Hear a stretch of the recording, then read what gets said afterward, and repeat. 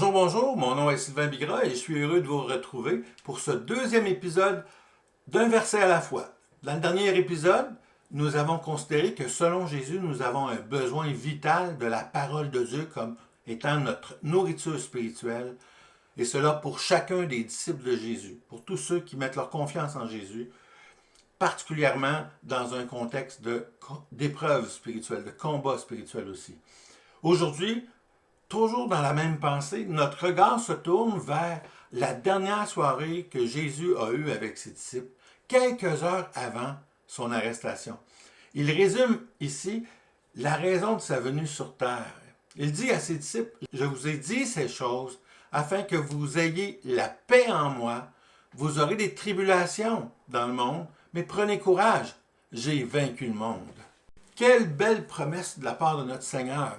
Dans ce verset, Jésus nous encourage à retenir l'ensemble de sa parole, particulièrement dans les évangiles, parce que c'est là où on retrouve le plus de ses paroles. On y voit son exemple aussi, mais aussi dans tout le Nouveau Testament, parce que c'est l'enseignement des apôtres qu'on y retrouve, un enseignement qui leur a été transmis par Jésus lui-même.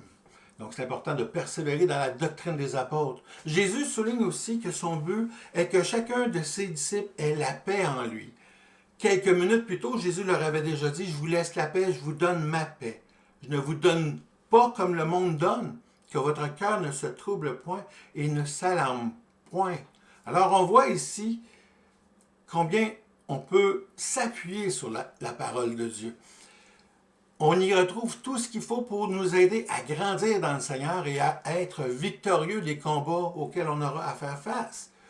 On voit ici l'ampleur dans ce verset de la paix que Christ nous offre. Cette paix rassure nos cœurs et nous rappelle qu'il a tout en son pouvoir. La paix est possible en lui seul, car il est Dieu fait homme. Il est le Dieu tout-puissant, le Dieu créateur. Cette promesse, il l'a fait à tous ses disciples qui ont une communion avec lui, qui partagent sa vision et sa mission. Il n'est pas là pour bénir matériellement, mais spirituellement et nous accompagner dans notre marche avec lui et nous équiper pour qu'on ait tout ce qu'il faut pour vaincre les épreuves de la vie.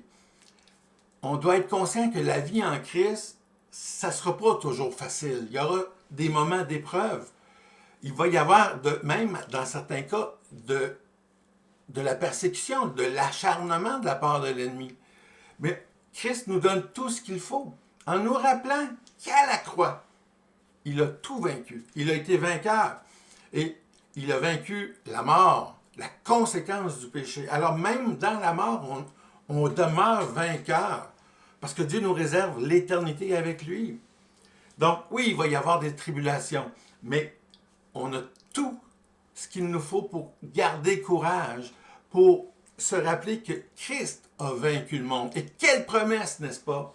En lui, on a le bénéfice de connaître la paix selon Dieu.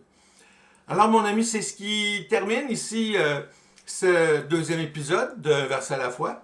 Que Dieu vous bénisse et au plaisir de vous revoir.